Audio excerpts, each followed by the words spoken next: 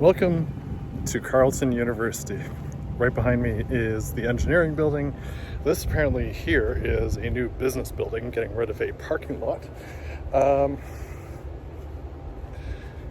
And right over here is architecture. So last year I did a video of the University of East Anglia, which is where I went to university in England for a year. I was here for 3 years here at Carleton, and the architecture building is where I went to my very first rave, I think. Maybe it was my second rave. I don't know. They put a rave on called Cosmic, and it was a fundraiser for sending students overseas for their internship. So yeah, that was a neat program. This building here is the Unicenter, so it's essentially the student services building. Quite big. And it's where I spent a lot of time just hanging out at pubs, at the coffee shop that was there. The GLBT Center was also there that I spent many hours at volunteering. Same thing as I said about University of East Anglia, Carleton University doesn't always feel like the most accessible university, with lots of stairs, lots of hills and stuff like that. But let's see. Got a new building behind us. The Tory building here was rebuilt. This is where I think people who work with my dad actually had offices in this particular building. Different university, but he had colleagues here. Right behind me is the library. Kind of funky. They've really updated it, so redesigned it. And then over here, more classrooms and offices, a nice sort of quad park area. So it was a beautiful, and still is, a very beautiful campus. And of course, the most phallic symbol, you can't miss it from anywhere in Ottawa, is Dunton Tower, which also has a bunch of classrooms and offices in it. Imagine that. Southam Hall, Life Sciences building. We used to kind of laugh about, the dead bodies that might be there. Yeah, we kind of, disturbed as university students. Walking as I did every day to the Herzberg Laboratories, because this is where computer science was. Living residence was kind of fun because you had to learn to live with the different dynamics of different people from different places, etc. So this whole area has changed immensely. They've built up quite a few new residences, like this one here is new, this one's older, this one over here is new. So there used to be a lot more greenery in the area. So it's kind of sad to see all that kind of gone. But nonetheless, university living is university living anywhere. And coming back to where Polyatomic all started, on the 9th floor right here of Glengarry House. So playing with my Amiga 500 with tracker software. Yeah, cheesy stuff. I still have it. Yeah, Carleton University, despite the construction that's over here, was really good to me. Leaving Toronto in September '93, little did I know the ride that being out on my own, building myself up and becoming my own person would be. So I blossomed in high school, and in university I blossomed even more. So I've got a lot of appreciation for my time both in England at UEA, which was couldn't have asked for an even better space to sort of learn to be myself, etc. But also at Carleton University here in Ottawa. So one of the things I have to admit I'm jealous of, transit geek wise, is this. This is the first O train line. Now it's completely being ripped up because they are completely replacing the rail infrastructure, etc. So it's more compatible with the new hardware. But yeah, Carleton University has a train going to it. Didn't in my day.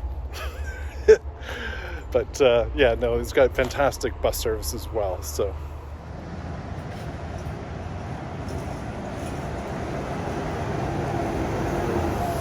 before the O train was put in, Ottawa had bus rapid transit. So the 95, 96, 97, 98 runs, I believe, all ran on a dedicated bus lane all throughout the city. It was epic. It was fast, and very good. They had these big, long, articulated buses. However, they now have a combination of articulated buses and also double deckers, like that bus that just left. Spark Street is a lovely promenade just south of Wellington. Yeah, south. You get my north and south mixed up in this city because I tend to think south is downtown, north is away from downtown, which is Toronto, not Ottawa. It's the reverse. Anyway, so lovely promenade with restaurants, outdoor patios because of COVID times. Just very lovely. Sad to see the old HMV I used to buy a lot of music at sadly closed down.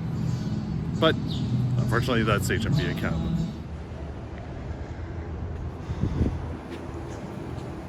At the top of Elgin Street at Wellington is the Cenotaph and also the Tomb of the Unknown Soldier. The Tomb of the Unknown Soldier was someone who was repatriated from France.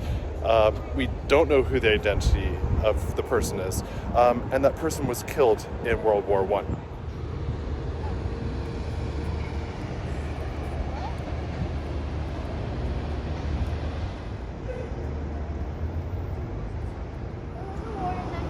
Ottawa has a bunch of museums, such as the Canadian War Museum that happens to be over here.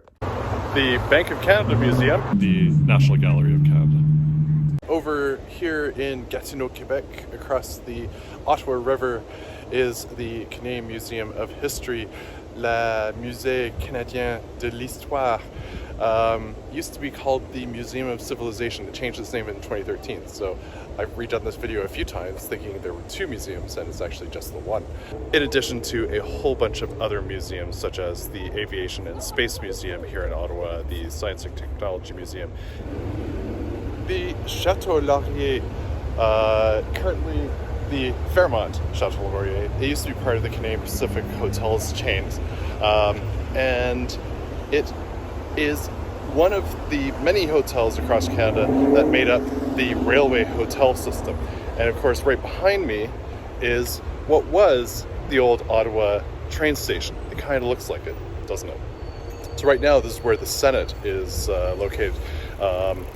So as part of our parliament. This also used to be sort of like the media building, where media would work from, related to parliament. So down Mackenzie Avenue, you have the Royal Mint, as well as Musée des Beaux-Arts, the National Gallery, which is a beautiful glass building.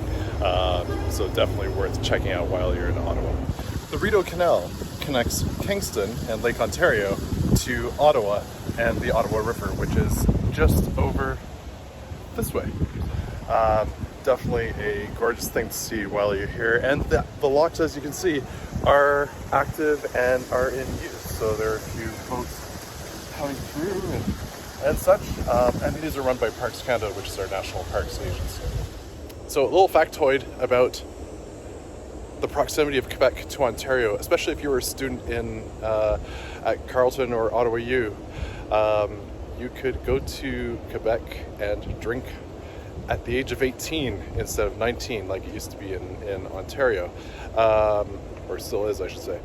The bars were open later as well, so people would skip going to the Byward Market, or they'd go to the Byward Market for a period of time and then they would go across the Alexandra Bridge and party up in Hull. So way back before amalgamation, this little area of Quebec was called Hull, as now Gatineau. So the Prime Minister doesn't exactly have his offices in the Peace Tower or at Parliament Hill. His offices are behind me in the office of the Prime Minister and the Privy Council. Hi, Justin. The Centennial Flame was dedicated at the 100-year anniversary of Confederation by Lester B. Pearson, so December 31st, 1966, at our 150th Justin Trudeau rededicated the flame for 150 years. So all of the provinces and territories, so 10 provinces, 3 territories, are all represented here at the flame, with the most recent entries: Newfoundland in 1949 and Nunavut, which was created in 1999. Of course, the Houses of Parliament, so the East Bloc, which is currently being transformed, the Centre Bloc with the Peace Tower, and also the Western Bloc, which was cleaned up a few years ago. So you can see there's a massive project going on to rejuvenate our parliamentary buildings. The National Press building here, and that was the building I was thinking of at the train station, and it was a few years ago, or the National Press Gallery. So the National Press building is where the National Press have staff so that they're close to Parliament, who is right behind me. So a little bit about the parliamentary system here in Canada. So we use the Westminster system, which is very similar to what's used in the United Kingdom. So we have the House of Commons, who we vote for, and then instead of the House of Lords, which they have in the UK, we have the Senate, and the Senate is always appointed by the Prime Minister. Buildings on Wellington: La Banque du Canada, the Bank of Canada, and behind me, the Supreme Court of Canada. And the monstrosity that's next to me that caused a lot of controversy here in Ottawa is the US Embassy. Essentially built right by the Byward Market, and people were worried it was going to block the view of Parliament Hill and the view, and it certainly has blocked the view, and it's a building. And the back view of Parliament Hill and the Parliament buildings, you see the library, and this has been recently completed its refurbishment, etc. So it is looking gorgeous.